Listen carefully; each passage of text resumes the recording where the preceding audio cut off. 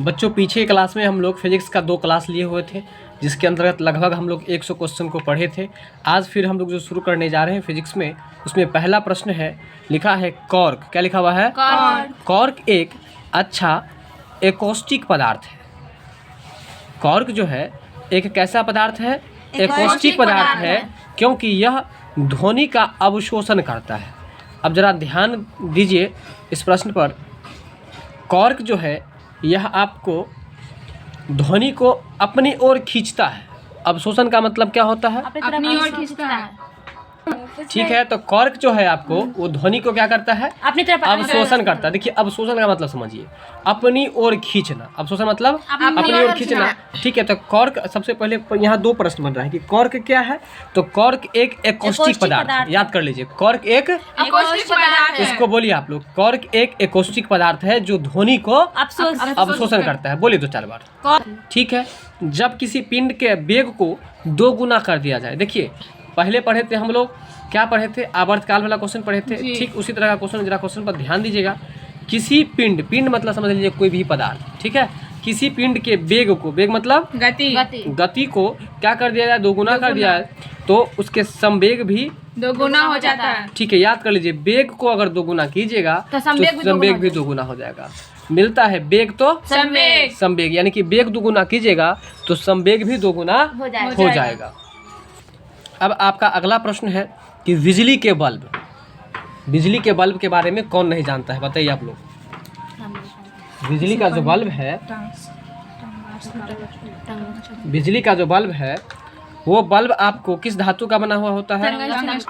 बिजली का जो बल्ब है वह आपको कहता है कि उसका फिलामेंट यानी कि तंतु जो बना होता है वो क्या, किस धातु का बना होता है? टंगस्टन धातु का बना होता है। किसका बना होता है?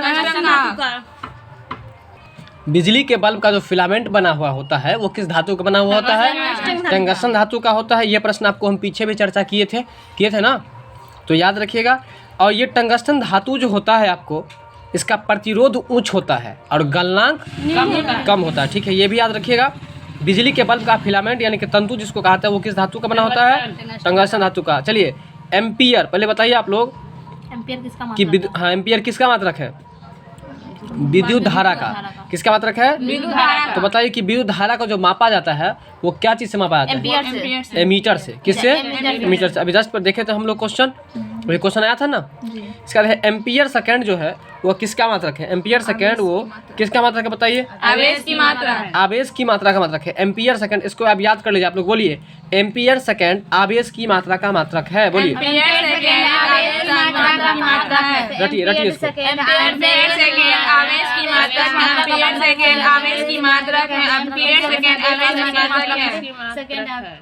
तो बताइए बच्चों कि अगला प्रश्न है, एम्पियर जो है विद्युत धारा का मात्रक है और लिखा है कि एम्पियर सेकंड यदि लगा दे, क्या लगा दे?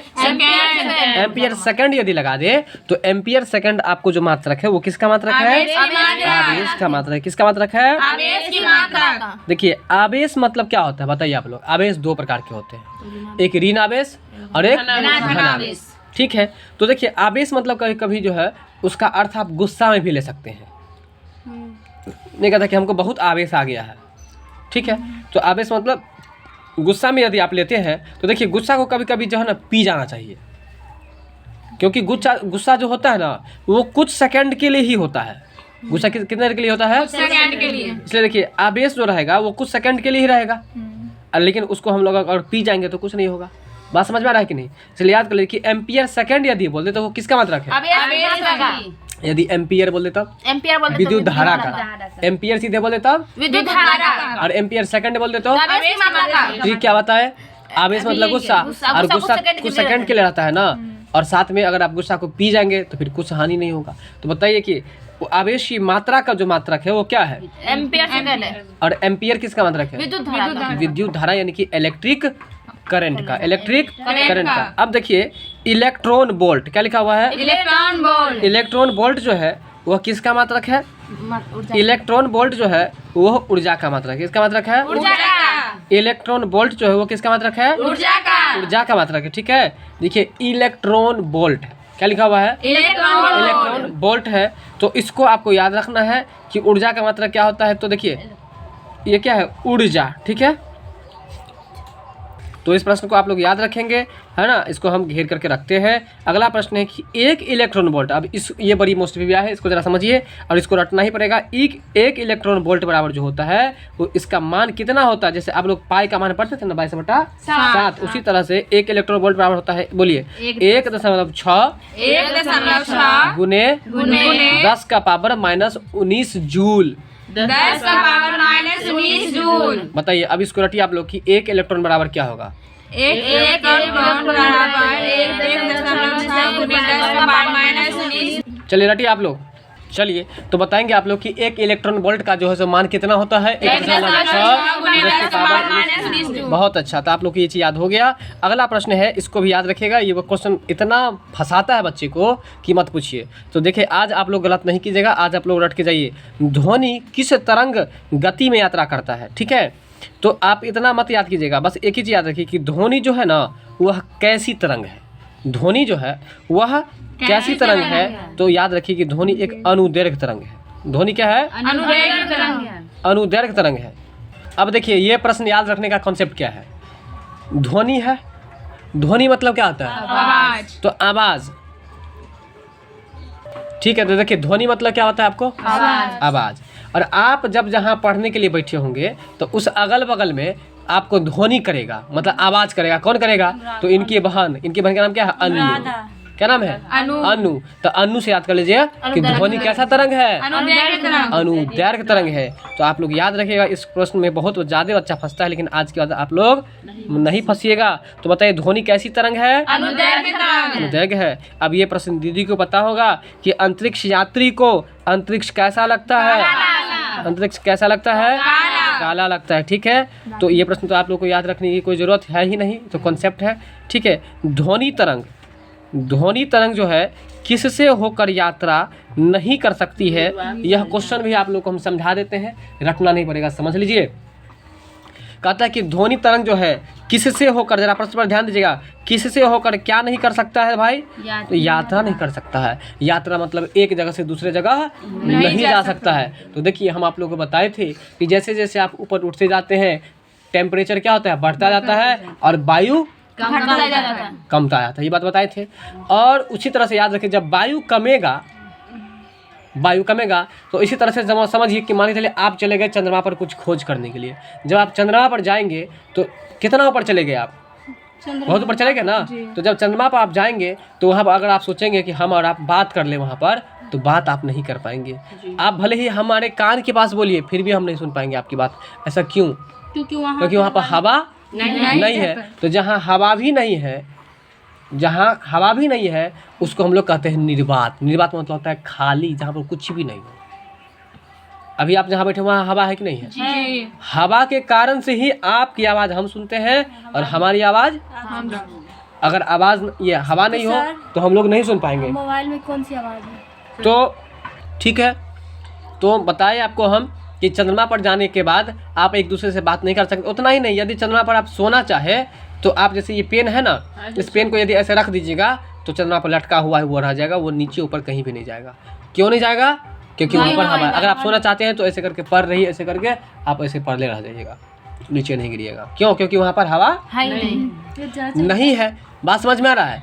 तो हवा नहीं है, इस वजह से ही आपको जो है सो आप एक दूसरे से बात नहीं कर सकते हैं। यानी कि जिस तरह से आपको एक जगह से दूसरी जगह जाने के लिए एक गाड़ी की, एक वाहन की जरूरत होती है, उसी तरह से आवाज़ को एक दूसरे जगह पर जाने के लिए वायु की जरूरत होती है। बात समझ में आ रहा है कि नहीं। तो वायु जहाँ पर नहीं है उसको क्या कहते हैं, निर्वात कहते हैं। क्या कहते हैं, अब आप प्रश्न पढ़ाइए, तुरंत समझ जाइएगा। प्रश्न आपका है कि ध्वनि तरंग किससे होकर यात्रा नहीं कर सकती है, निर्वात मतलब खाली जगह जहाँ पर हवा भी नहीं है, वहाँ पर एक जगह से दूसरी जगह नहीं। आज दीदी आपको पढ़ाए थे कि द्रव्यमान यानी कि मास का ऐसा मात्रक क्या होता है, बताइए। आज चर्चा किए थे द्रव्यमान का ऐसा मात्रक जो होता है किलोग्राम होता है। क्या होता है, किलोग्राम होता है। बात समझ में आ रहा है। द्रव्यमान का ऐसा मात्रक क्या होता है, किलोग्राम। अगर ट्रिक याद रखना है तो ट्रिक आप ऐसे समझ लीजिए, द्रव्य मतलब होता है पदार्थ। जब किसी पदार्थ को तौलते हैं हम लोग तो तौलने के बाद हम लोग किलो में बताते ही हैं, इसलिए द्रव्यमान का मात्रक क्या हो गया, किलोग्राम। देखिए ऐसे दो में रॉ लगा है वो, और ये द्रव्य है। इस द्रव्य का मतलब होता है पदार्थ। जैसे कि मान के चलिए ऐसे दो में रॉ लगा है वो है, इस द्रव्य का मतलब होता है पानी। और इस द्रव का मतलब होता है पदार्थ। पदार्थ कितने प्रकार के होते हैं? 3 प्रकार के। ठोस, द्रव, गैस, तीनों हो गया। लेकिन ऐसे यदि लिखेंगे हम लोग, ऐसे लिखेंगे द में र और व, पानी। तो ये पानी हुआ, लिक्विड हुआ। ये चीज़ समझ में आ रहा है कि नहीं आ रहा है? तो बताइए आप लोग कि द्रव्यमान का ऐसा मात्रक क्या होगा? किलोग्राम। किलोग्राम में अगर अंग्रेजी में लिखे तब केजी होता है। अब अगला प्रश्न है आपका कि निकट वाली आँखों, निकट दृष्टि वाली आँखों। अब ये प्रश्न आप लोगों को पता है पहले से भी कि यदि किसी व्यक्ति, इसको जरा इसका कॉन्सेप्ट बताते हैं और आप लोग कॉन्सेप्ट इसका समझ लीजिए, 2-4 क्वेश्चन सॉल्व हो जाएगा आसानी से। निकट दृष्टि दोष यदि किसी व्यक्ति को होगा, कौन सा दोष होगा? निकट दृष्टि दोष। आप जो बोले उसको बोलने से स्पष्ट ये होता है कि किसी व्यक्ति को निकट में देखने में ना दिक्कत होता है। क्या स्पष्ट होता है? दिक्कत होता है। लेकिन इसका ठीक उल्टा है। उल्टा क्या है कि जब किसी को निकट दृष्टि दोष होगा तो निकट में ही देखेगा और दूर में नहीं देखेगा। ये बात कॉन्सेप्ट समझे कि नहीं समझे? और यदि किसी को दूर दृष्टि दोष होगा दूर में ही देखेगा और निकट का नहीं देखेगा। ये कॉन्सेप्ट क्लियर हुआ आप लोगों को? देखिए, निकट दृष्टि दोष को दूर करने के लिए अवतल लेंस का यूज क्या आता है, और दूर दृष्टि दोष को दूर करने के लिए उत्तल। इसको अगर याद रखना हो तो ऐसे याद रखिएगा कि निकट जो, देखिए निकट में, अब यहाँ पर ध्यान दीजिए, ये निकट है, क्या है? निकट है। तो निकट में, और यदि कहीं पर हम लिखे दूर, क्या लिखे? दूर। निकट और दूर में बड़ा कौन है? निकट है तो बड़ा ये है, इसलिए अवतल और उत्तल में बड़ा कौन है? अवतल। इसलिए याद रखिएगा, निकट दृष्टि दोष अगर किसी को हो जाएगा तो उसको कौन सा लेंस लगेगा? और अगर किसी को दूर दृष्टि दोष हो जाएगा तो बताइए कि किस लेंस को अपसारी लेंस का आता है? अवतल को बताए थे ना, अब तो अप। ठीक है, तो याद रखिएगा कि अब यहाँ पर आ जाइए, कह रहे हैं निकट दृष्टि दोष है ना, तो निकट दृष्टि दोष वाली आंखों को सही दृष्टि की आंख बनाने के लिए, मतलब सही से दिखने के लिए किसकी जरूरत होगी? बात समझ में, कॉन्सेप्ट आया कि नहीं समझ में आया? यहाँ पर 4-5 क्वेश्चन बनना है। पहले बताइए कि निकट दृष्टि दोष अगर किसी व्यक्ति को हो जाए तो वह कहाँ की वस्तु को देखेगा और कहाँ की नहीं देखेगा? नहीं, निकट का देखा, दूर का नहीं देखेगा। वही बात आप भी बोले हैं, लेकिन थोड़ा उल्टा बोल दिए, ठीक ना? चलिए, दूर दृष्टि दोष वाला क्या देखेगा? बात समझ गए? उल्टा संबंध है। और ये बताइए कि निकट दृष्टि दोष अगर किसी व्यक्ति को हो जाए तो उसको ठीक करने के लिए कौन सा लेंस दिखेगा? और दूर दृष्टि दोष के लिए बताएंगे आप लोग कि बर्फ, ये किस लेंस का? ये तो हो गया विद्युत चुंबक। अब बताइए, विद्युत चुंबक के बारे में भी आपको क्वेश्चन बताए थे कि चुंबक में कितने ध्रुव होते हैं? 2। कौन कौन ध्रुव? अगर उत्तरी को उत्तरी से चिपकाया जाए तो क्या होगा? आकर्षण की विकर्षण।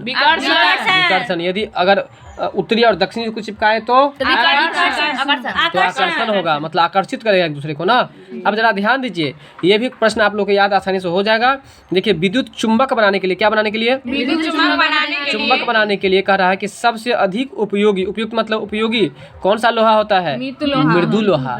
मृदु मतलब समझ लीजिए कि चुंबक में जो लोहा, चुंबक बनाने के लिए जो है सो हम लोग किस तरह के लोहा का उपयोग करेंगे? तो याद करिए, मृदु लोहा, मतलब ऐसा लोहा जो एकदम मर गया लोहा, जिसका कोई वैल्यू नहीं हो, ऐसा सोच लीजिए आप लोग। ठीक है ना? तो बताइए, विद्युत चुंबक बनाने के लिए किस लोहा का यूज कीजिएगा? मृदु लोहा का यूज करेंगे। आज का प्रश्न हल्का है, इसलिए आप लोग जो है सो प्रश्न को खींचिए फटाफट और याद करते चलिए। जहाँ कन्फ्यूजन है बताते चलिए, जहाँ याद नहीं होता बताते चलिए। ठीक है, बर्फ के लिए, किसके लिए? बर्फ के लिए संलयन की विशिष्ट ऊष्मा क्या है? अब ये प्रश्न आपको याद रखना पड़ेगा कि बर्फ के लिए संलयन की विशिष्ट ऊष्मा क्या है? तो 80 कैलोरी प्रति ग्राम। बोलिए, 80 कैलोरी प्रति ग्राम। बर्फ के लिए संलयन की विशिष्ट ऊष्मा क्या है? 80 कैलोरी प्रति ग्राम। इसको रटिए आप लोग फटाफट से। तो बताइए कि बर्फ के लिए संलयन की विशिष्ट ऊष्मा क्या होगी भाई? 80 कैलोरी प्रति ग्राम होगी। इसके बाद है आपको कि ठोस कोण क्या है? ठोस कोण। ये आपको पहले से भी पता होगा। बोलिए, ठोस कोण। ठोस कोण का इकाई पूछ रहा है। इकाई का मतलब होता है मात्रक। तो ठोस कोण का जो मात्रक होता है क्या होता है? स्टेरेडियन। बोलिए, स्टेरेडियन। देखिए, ये भी आपको रटना पड़ेगा। ठोस कोण का इकाई का है या ठोस कोण का मात्रक है तो इसका क्या होगा? स्टेरेडियन। ठोस कोण का मात्रक क्या होगा? स्टेरेडियन होगा। ठीक है, ठोस कोण का मात्रक क्या होगा? स्टेरेडियन होगा। तो याद रखिएगा, ठोस कोण का मात्रक क्या होगा? स्टेरेडियन होगा। ठीक है, तो बताइए कि बर्फ के लिए संलयन की विशिष्ट ऊष्मा क्या होगी? बताइए आप लोग ऐसे रटिए, ठोस कोण की इकाई स्टेरेडियन होगा। बोलिए, रटिए। अब देखिए, इसको यदि याद रखना हो तो आसानी से याद रख सकते हैं। ठोस कोण, अगर मान के चलिए कोई भी सामान ठोस होगा तो आप उसको स्टैंड पर लगा के रख सकते हैं ना। जैसे देखिए ये ठोस है, तो ठोस है तो आप उसको एक स्टैंड बना लिए हम लोग, तो ठोस होगा तो स्टैंड बना लेंगे। बात समझ में आ रहा है? तो इसलिए याद रखिए ठोस कोण का ऐसा मतलब क्या होगा? ठोस कोण की इकाई क्या होगा? स्टेरेडियन होगा। ठीक है ना। अगर आपके साइकिल का स्टैंड ठोस नहीं होगा तो साइकिल खड़ा नहीं होगा ना। तो दूसरा बात है कि आप जहाँ पर भी साइकिल में स्टैंड लगाइएगा तो वो जगह कैसा होना चाहिए? दलदल वाला। अगर दलदल होगा तो क्या होगा? साइकिल गिर जाएगा ना। इसलिए ठोस होना चाहिए। इसलिए याद कर लीजिए कि ठोस कोण की इकाई क्या होगा? स्टेरेडियन। यानी कि स्टैंड लगाएंगे कहाँ पर? ठोस जगह पर। अगला प्रश्न है सोना का अपेक्षित घनत्व क्या है? ठीक है, तो सोना का अपेक्षित घनत्व जो है वो आपको क्या है बताइए? 19.30 है। 19 क्या है? 30 है। सोना का अपेक्षित घनत्व क्या है? 19.30। सोना का अपेक्षित घनत्व क्या है? 19.30 है। ठीक है, सोना का अपेक्षित घनत्व क्या है? 19.30 है। क्या यहाँ पर ध्यान दीजिए, सोना किसका अपेक्षित घनत्व पूछ रहा है? सोना का। अगर आपको शादी विवाह का टाइम रहेगा, आप बारात काम करेंगे तो आपको सोने का मन करबे करेगा। और जब सोने का मन करेगा तो उन्हीं से उन्हीं छटपटाइएगा ना। बात समझ में आ, क्या समझ में आ रहा है? कम से कम 3 घंटा तो आप सोइए जाएगा। इसलिए याद कर लीजिए कि 19 से 19 यानी कि 19, तो सोना का अपेक्षित घनत्व कितना हो जाएगा? 19.30। 19.30। तो बताइए कि स्टेरेडियन किसका मात्रक है? ठोस कोण का। किसका मात्रक है? अब आगे चलिए, एक आवेशित खोखले गोलक के अंदर किसी भी जगह विद्युत क्षेत्र का मान कितना होगा? देखिए एक आवेशित खोखला गोला है। अब जैसे गोला कैसा है बताइए? खोखला है। मान के चलिए कोई चीज़ खोखला हो, ये अगर डिब्बा खोखला हो तो इसके अंदर में क्या होगा? कुछ नहीं होगा। खोखला मतलब क्या होता है? जो खाली है उसको खोखला हम लोग बोलते हैं। तो जब कुछ नहीं है तो शून्य। इसलिए एक खोखले गोलक के अंदर किसी भी जगह पर क्या चीज पूछ रहा है? विद्युत क्षेत्र पूछ रहा है कि उसका मान कितना होगा भाई? उसका मान होगा 0 यानी कि 0। शून्य मतलब 0। 0 का अंग्रेजी क्या होता है? ZERO। बात समझ में आ रहा है ना? तो बताइए किसी पेंडुलम, हम आप लोगों को बताए थे पेंडुलम क्या होता है बताइए? पेंडुलम घड़ी में ऐसे ऐसे जो होता है तो उसको पेंडुलम कहते हैं। तो वही लिखा है कि किसी पेंडुलम का दोलन काल भी बताए थे, जिसको आवर्त काल कहते हैं। उसमें जो आने और जाने में समय लगता है उसी को कहता है दोलन काल। तो वो कहता है कि आने और जाने का समय किसी घड़ी में अगर देखिएगा तो ज़्यादा होगा, मतलब जल्दी जल्दी करता होगा, किसी में कम करता होगा। तो जल्दी और देरी होने का कारण क्या है बताइए? तो लोलक की लंबाई, अगर लंबाई ज़्यादा होगा तो धीरे धीरे चलेगा, लंबाई कम होगा जल्दी जल्दी चलेगा। ये बात क्लियर होगा कि नहीं? अरे भाई भारी होगा तो धीरे धीरे ना चलेगा। आपके साइकिल पर ये 2 आदमी को लोड कर दे तो आप साइकिल कैसे चलेगा? बस वही बात है। जब उसकी लंबाई ज़्यादा होगी तो इसका मतलब है कि उसको वजन ज़्यादा होगा। वही कहता है कि किसी पेंडुलम का दोलन काल जो निर्भर करता है वो किस पर निर्भर करता है? उसकी लंबाई पर निर्भर करता है। किस पर निर्भर करता है? उसकी लंबाई पर निर्भर करता है। किसी पेंडुलम का दोलन काल किस पर निर्भर करता है? उसकी लंबाई पर निर्भर करता है। बात कुछ समझ में आ रहा है कि नहीं आ रहा है? बताइए पेंडुलम तो समझ में आ गया। अच्छा, अगर आपसे पूछ दे कि घड़ी में कौन सी ऊर्जा संचित रहती है बताइए? घड़ी में रहती है स्थितिज ऊर्जा। कौन सी ऊर्जा है? क्योंकि उसको हम एक ही स्थिति में हमेशा रखते हैं ना, इसलिए घड़ी में कौन सी ऊर्जा रहती है? स्थितिज ऊर्जा रहती है, याद रखिएगा। तो बताइए कि पेंडुलम का दोलन काल किस पर निर्भर करता है?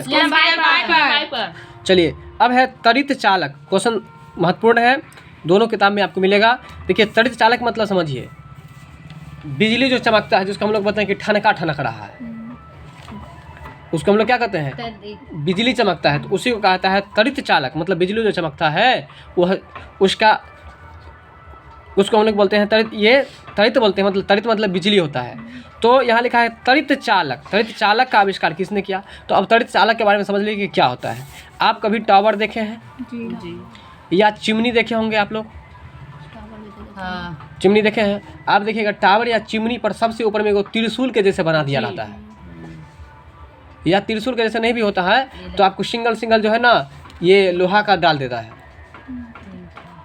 ये बात समझ में आया कि नहीं समझ में आया? तांबा का रहता है, लोहा का नहीं। किसका रहता है? तांबा का। तो वो जो डाला हुआ रहता है, क्यों डाला हुआ रहता है बताइए आप लोग? कुछ पे नहीं गिरेगा, उसी पे गिरेगा, लेकिन जहाँ चिलमिल है ना उसमें नहीं गिरेगा। कहने का मतलब ये है कि इनका कहना सही है कि वो गिरेगा उसी पर गिरेगा, लेकिन उस पर गिरने के बाद वो कहीं और साइड फेंका जाएगा, लेकिन वहाँ पर नहीं गिरेगा, इसीलिए वो चीज़ लगा दिया जाता है। इसका नाम है, देखिए, त्वरित चालक, मतलब त्वरित जिधर से चल जाए इसलिए उसी पर गिरेगा, लेकिन वहाँ से साइड होकर के गिरेगा। बात समझ में आया कि नहीं समझ में आया?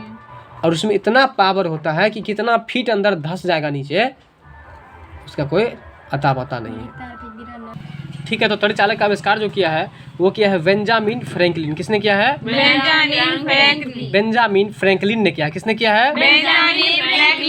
ठीक है, बेंजामिन फ्रैंकलिन ने किया है। तो अब इसको भी आप लोग कैसे याद रखेंगे बताइए फटाफट से। देखिए, त्वरित चालक है, त्वरित मतलब बिजली, वज्र जिसको कहते हैं वज्र, तो वो जो गिरेगा तो कहीं और फेंका जाएगा ना, फेंका जाएगा मतलब फ्रैंकलिन, फेंका जाएगा मतलब अच्छा फ्रैंकलिन याद आ जाएगा तो बेंजामिन तो याद आ ही जाएगा। बात समझ आ रहा है? तो इसलिए बेंजामिन फ्रैंकलिन, बेंजामिन फ्रैंकलिन। आगे चलिए, अब ये भी क्वेश्चन याद रखिएगा। मैक्स प्लांक, मैक्स प्लांक एक सिद्धांत है, वह सिद्धांत किसने दिया? तो याद रखिएगा कि मैक्स प्लांक का सिद्धांत दिया है क्वांटम थ्योरी ने दिया है। मैक्स प्लांक की विज्ञान में क्या देन है? तो क्वांटम थ्योरी दिया है। कौन सा थ्योरी दिया है? क्वांटम थ्योरी ने दिया है। मैक्स प्लांक जो है उनके द्वारा विज्ञान में क्या दिया गया है? तो क्वांटम थ्योरी। इसको आप लोग ऐसे याद रख लीजिएगा, मैक्स प्लांक है। क्या लिखा हुआ है? देखिए, मैक्सी एक कपड़ा आता है जो महिलाएं पहनती है। मैक्सी किसको बुलाता है? नाइटी को बुलाता है। ठीक है, तो वो जो मैक्सी होता है, ठीक है, तो मैक्सी हम लोग पहन के क्या बाजार हाट जा सकते हैं? नहीं तो कहाँ रहेंगे? क्वार्टर में रहेंगे। तो क्वार्टर से याद कर लीजिए आप लोग quantum theory, quantum theory, quantum theory. तो बताइए, मैक्स प्लांक, मैक्स मतलब मैक्सी, और मैक्सी पहन करके हम लोग क्वार्टर में रहेंगे, इसलिए क्वांटम थ्योरी। बताइए, मैक्स प्लांक का सिद्धांत किसने दिया है? देखिए, यहाँ पर क्वेश्चन को था घुमाया है कि मैक्स प्लांक की विज्ञान में देन है, उतना नहीं याद रखना, बस इतना याद रखना कि मैक्स प्लांक का सिद्धांत किसने दिया है? क्वांटम थ्योरी ने दिया है। बात समझ, सॉरी, मैक्स प्लांक जो ये आपको सिद्धांत दिया है, उस सिद्धांत का नाम क्या है? तो क्वांटम थ्योरी ने दिया। ठीक है, अगला है दाब और तापमान में संबंध किसी निश्चित आयतन पर किससे पता चलता है? देखिए, जैसे ही दाब और तापमान की बात हो, दाब और तापमान के बारे में आपको बताए थे हम कि पहाड़ पर चढ़ने के बाद उसका दबाव बढ़ता है, जब वायु का दबाव बढ़ता है तो उसका क्वथनांक बढ़ जाता है और इसके कारण से तापमान भी बढ़ जाता है, इसीलिए खाना जल्दी कहाँ पकता है? पहाड़ पर। ठीक है, तो दाब और तापमान बढ़ेगा तो वह कौन सा नियम है? बोयल का नियम, यानी कि तुरंत बोयल मतलब बताए थे हम, उबालना। बोयल मतलब उबालना। ठीक है, तो जैसे दाब और ताप बढ़ाएंगे तो उबला जाएगा बहुत जल्दी ना। नहीं समझ में आया? तो बताइए कि दाब और तापमान में संबंध किसी निश्चित आयतन पर किससे पता चलता है? बोयल के नियम से। बात को समझ में आया? इसे पीछे के क्लास में भी हम लोग पढ़े थे बोयल्स का नियम। ठीक है, तो दाब और ताप से संबंधित यदि बात करें तो समझिए कि वह कौन सा नियम है? बोयल का नियम। ठीक है, क्योंकि हम लोग किसी चीज़ को बॉइलिंग करेंगे, बॉइलिंग मतलब उबालेंगे, तो उसमें दाब और ताप दोनों चाहिए ना। बात समझ रहे कि नहीं? आगे है थर्मस फ्लास्क। थर्मस फ्लास्क द्रव को गर्म रखता है, क्योंकि कहता है कि थर्मस फ्लास्क द्रव को, देखिए द्रव मतलब यहाँ पर बताइए, इस द्रव का मतलब क्या होगा? इस द्रव का मतलब पानी होगा, इस द्रव का मतलब पानी होगा। हम बताए थे कि द र संयुक्त व आ य होगा तब उसका मतलब पदार्थ होगा, जैसे कि आप यहाँ पर देख रहे हैं। ठीक है ना, द्रव्यमान। यहाँ पे ये द्रव का मतलब पदार्थ होगा, जिसका मतलब ठोस, तरल, गैस तीनों होता है, लेकिन ऐसे होगा द में र लगा हुआ रहे तो इसका मतलब पानी हुआ। तो कह रहा है कि थर्मस फ्लास्क, आप समझ लीजिए थर्मस फ्लास्क क्या होता है। आप देखिएगा कि कितने लोगों को देखिएगा कि चाय घर पे बनाया और दुकान पर जाकर के पिया, 1 घंटा बाद पिया, 2 घंटा बाद पिया, तो एक थर्मस आता है जिसमें कि वो हमेशा क्या रहता है? गर्म रहता है, मतलब ठंडा नहीं होता। ऐसा क्यों होता है बताइए आप लोग, बताइए। नहीं, समझ लीजिए। देखिए, थर्मस फ्लास्क द्रव को गर्म रखता है, मतलब कि किसी भी द्रव को गर्म करता है। कारण क्या है? तो देखिए, चालन और विकिरण द्वारा होने वाले ताप क्षति बड़ी मात्रा में दूर हो जाती है। कहने का मतलब क्या है कि वो जो बोतल होता है, बोतल टाइप पर, उसका संपर्क वातावरण से नहीं बन पाता है।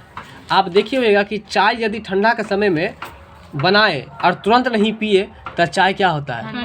लेकिन वही चीज़ आप गर्मी में देखिए, चाय बनाइए और थोड़ा देर के बाद ही पीजिएगा तो वो ठंडा नहीं होता है। ऐसा क्यों? क्योंकि वातावरण के तापमान से वह वातावरण के तापमान में वह जो है सो आपको प्रभावित हो जाता है। वातावरण का जैसा तापमान आता है वैसा हो जाता है। तो ठीक उसी तरह से अगर वातावरण से संपर्क नहीं बने तो कोई प्रभाव नहीं पड़ेगा। तो वही बात होता है उस बोतल में। जरा इस बोतल को लाइए, अब इस बोतल का संपर्क जरा देख लीजिए, वातावरण से डायरेक्ट है जी। लेकिन अगर मान के चलिए इस बोतल के अंदर भी एक बोतल रहे, जैसे बोतल के अंदर भी एक बोतल रहे मतलब एक सतह रहे, तो अंदर के जो बोतल होंगे उसका संपर्क वातावरण से होगा? नहीं होगा ना। तो वही चीज़ रहता है उस थर्मस फ्लास्क में, जिसके कारण से किसी पदार्थ को आप 12 घंटा तक 10 घंटा तक गर्म रख सकते हैं। समझ में आया कि नहीं आया? यही बात है थर्मस फ्लास्क में द्रव को गर्म रखने का कारण।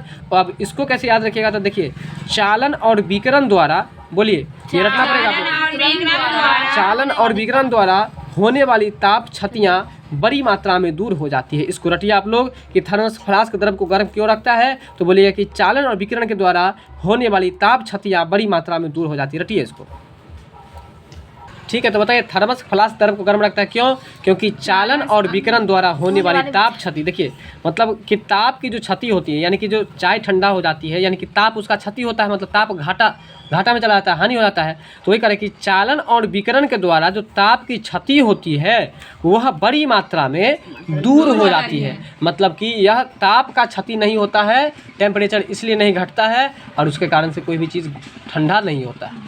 नहीं समझे बात? चालन और विकिरण द्वारा होने वाली ताप की क्षति बड़ी मात्रा में नहीं होती है, यानी कि दूर हो जाती है। बात समझे? चलिए अब आगे चलते हैं। लिखा है कि घर्षण, घर्षण समझते हैं ना? क्या होता है घर्षण?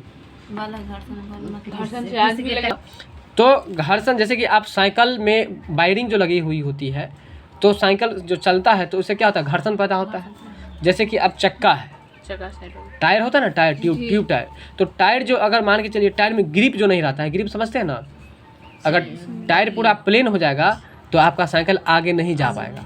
क्यों नहीं जाएगा? क्योंकि इसमें घर्षण नहीं होगा। और घर्षण किसके कारण नहीं होगा? तो ग्रिप के कारण से, जो घिस जाता है ना। इसीलिए जूता में, चप्पल में ग्रिप दिया हुआ रहता है। और साइकिल का जो टायर रहता है उसमें भी आपको गड्ढा बना रहता है ना, उसमें भी ग्रिप दिया जाता है, क्योंकि उससे घर्षण होता है। जब जितना ज़्यादा घर्षण होगा उतना ज़्यादा आपको गाड़ी आगे भागेगा। अब देखिएगा ट्रैक्टर का कितना रहता है, गड्ढा रहता है, उसी के कारण से। बात समझ में आ रहा है? तो लिखा है कि घर्षण के विपरीत किया गया कार्य, घर्षण के विपरीत यदि किया गया कार्य होगा तो वह कार्य क्या होगा? ऋणात्मक होगा।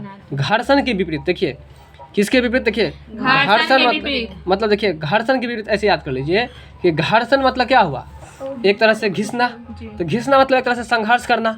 जब संघर्ष के विपरीत में कोई काम करेगा, मतलब संघर्ष नहीं करके संघर्ष के विपरीत में काम करेगा, तो उससे आपको प्रॉफिट होगा कि लॉस होगा? तो ऋणात्मक का चिन्ह क्या होता है? माइनस। तो लॉस ही होगा ना। इसलिए घर्षण के विपरीत किया गया कार्य क्या होता है? ऋणात्मक होता है। बात समझ में कुछ आ रहा है कि नहीं आ रहा है? चलिए तो बताइए आप लोग कि एक गतिमान वस्तु पृथ्वी पर क्रमशः विश्राम हेतु किस कारण आती है? कहने का मतलब यदि आप किसी वस्तु को ऊपर की ओर फेंकते हैं और वह अपने आप नीचे की ओर आ जाता है, ऐसा क्यों होता है? पहले क्लास में बताए थे, गुरुत्वाकर्षण के कारण से। ठीक है, गुरुत्वाकर्षण नहीं, गुरुत्व के कारण से। किसके कारण से? गुरुत्व बल के कारण से। पृथ्वी में पाई जाती है यह बल, है ना, पृथ्वी में पाए जाने वाला एक ऐसा बल जिसके द्वारा किसी वस्तु को ऊपर फेंकने पर जब वह नीचे आ जाती है, तो ऐसे बल को ही हम लोग गुरुत्व बल कहते हैं। तो देखिए लिखा है कि एक गतिमान वस्तु को, है ना, पृथ्वी पर क्रमशः विश्राम हेतु किस कारण आ जाती है? तो गुरुत्व बल के कारण। देखिए दाब को बढ़ाने से, किसको बढ़ाने से? दाब को बढ़ाने से ध्वनि का वेग नहीं बदलता है। अगर आप दाब को बढ़ाइएगा तो ध्वनि का वेग नहीं बदलता है। ठीक है, दाब को बढ़ाने से ध्वनि का वेग नहीं बदलता है। इसको याद करना पड़ेगा, आप लोग को याद रखना पड़ेगा। यदि आप दाब कितना भी बढ़ा दीजिएगा तो ध्वनि का वेग नहीं बढ़ेगा। बात समझ में आया? कोई बदलाव नहीं होगा, नहीं बदलता है। ठीक, अब बताइए सूर्य में जो उपस्थित ऊर्जा है वो किसके कारण से है?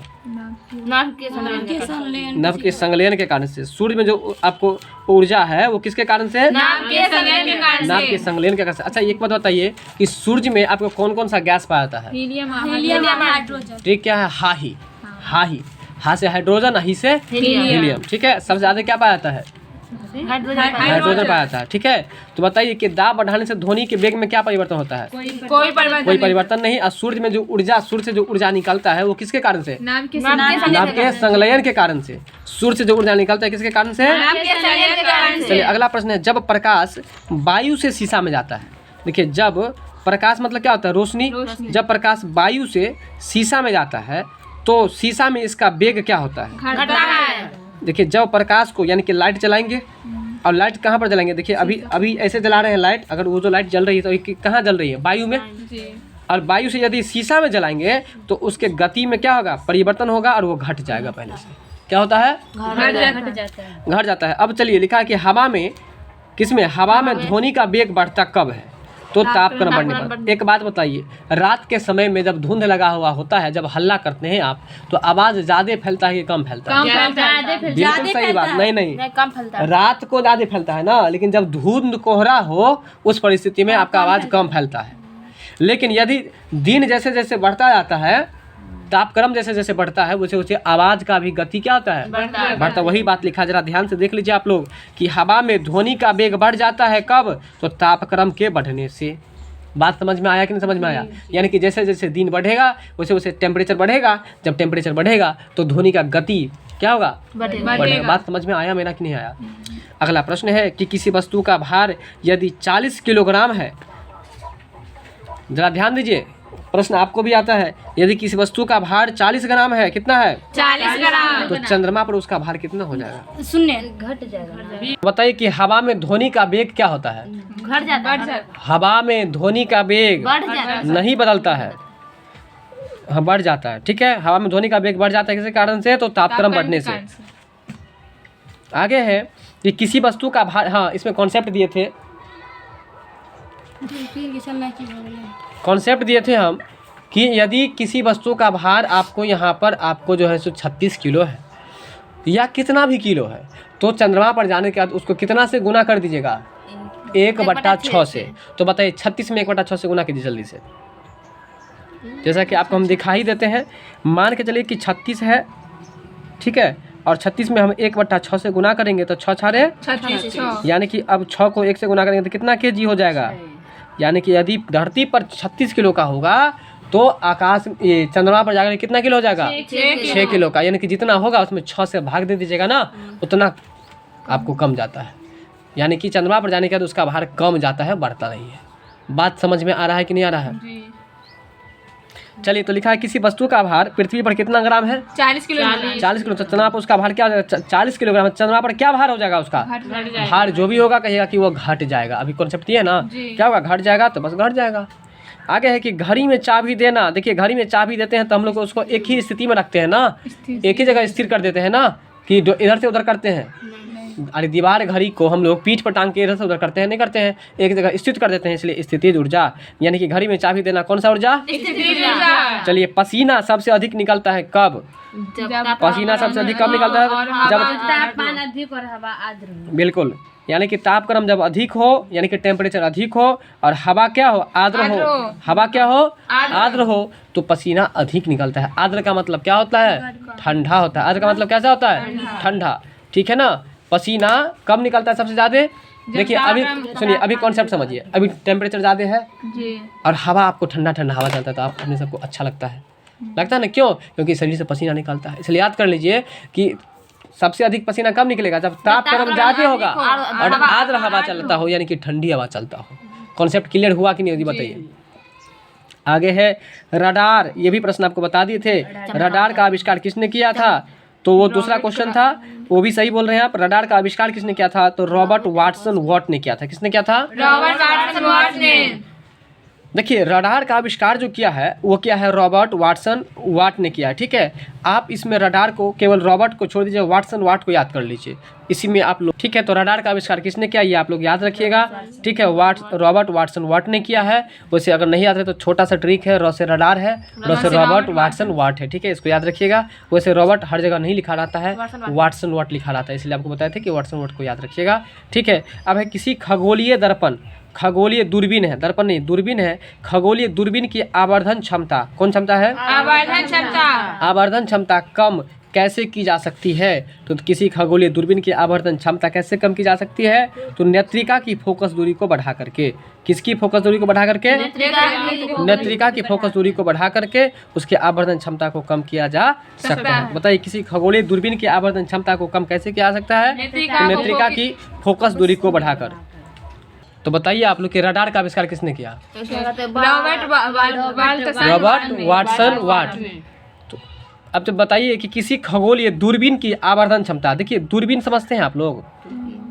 दूरबीन नहीं समझते हैं। दूरबीन जो है सो देखने वाला एक यंत्र होता है, दूर की वस्तु को भी आप देख सकते हैं। और यहाँ पर लिखा है आवर्धन क्षमता। आवर्धन मतलब होता है बड़ा करके देखने की क्षमता, किसी वस्तु को बड़ा करके देखने की क्षमता। तो बताइए दूरबीन में आवर्धन क्षमता जो होता है वो कम कैसे की जा सकती है, मतलब कम?